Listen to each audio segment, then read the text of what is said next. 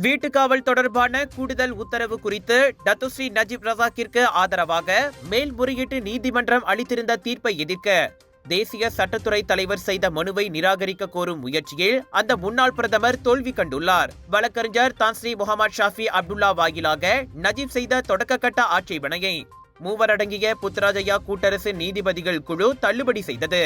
தம்மை வீட்டுக்காவலில் வைக்க அனுமதிக்கும் கூடுதல் உத்தரவு இருப்பதை அரசாங்கமும் இதர 6 தரப்புகளும் உறுதி செய்ய கட்டாயப்படுத்த கோரி நஜீப் செய்த விண்ணப்பத்தை ஜனவரி 6ஆம் தேதி மேல்முறையீட்டு நீதிமன்றம் ஏற்றுக்கொண்டது.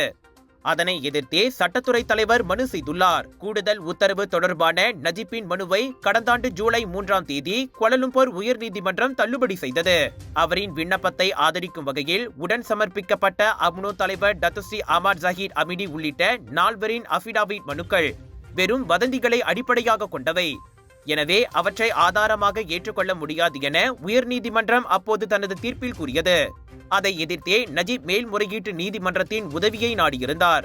42 மில்லியன் ரிங்கெட்டை உட்படுத்திய SRC இன்டர்நேஷனல் ஊழல் வழக்கில் தனது எஞ்சிய சிறை தண்டனையை நஜீப் வீட்டில் கழிக்க ஏதுவாக 16வது மாமன்னர் அந்த கூடுதல் உத்தரவை பிறப்பித்ததாக கூறப்படுகிறது. ஒரு லொகேஷன் 10 ஃபெஸ்டிவல்ஸ், 100க்கும் அதிகமான பிரபலங்கள், 200க்கும் அதிகமான பூத்கள், 1000க்கும் அதிகமான போட்டியாளர்கள், 1 லட்சம் வாடிக்கையாளர்கள். மலேசியா புக் ஆஃப் ரெக்கார்ட்ஸில் the largest indoor Deepavali expo என பெயர் பதித்த கலர்ஸ் ஆஃப் இந்தியாவின் பிரம்மாண்டத்தின் உச்சம் South Asia Bollywood festival and Indian trade expo 26 மார்ச்ல இருந்து 1 ஏப்ரல் வரை சுத்ரமால் ஜோபாடு ஜோரில். எதிர்பாராததை எதிர்பாருங்கள், திரண்டு வாருங்கள். Let's create lasting memories.